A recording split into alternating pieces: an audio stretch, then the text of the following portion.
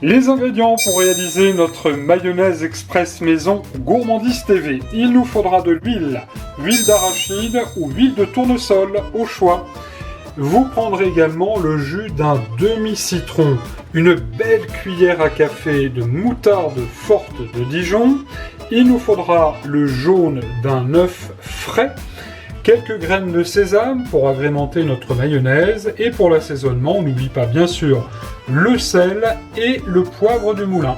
Pour cette mayonnaise express, dans un bol, j'ai mis le jaune d'œuf. Petit conseil, veillez à ce que tous les ingrédients soient à la bonne température, autrement dit une température ambiante.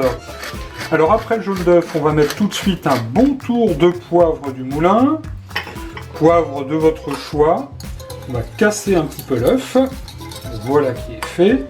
Et nous allons ajouter tout de suite une bonne cuillère à café de moutarde de Dijon. On pourrait la faire aussi également avec une moutarde à l'ancienne, ce ne serait pas mauvais du tout.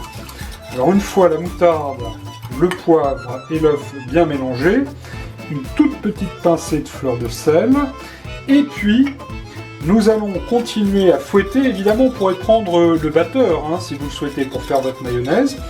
On va intégrer notre huile petit à petit, tout petit filet, de manière à ce que nous fassions donc une émulsion. Voilà, je stoppe juste 2 petites minutes pour vous montrer. Regardez, notre mayonnaise déjà commence à prendre. Vous voyez que c'est quand même très très simple.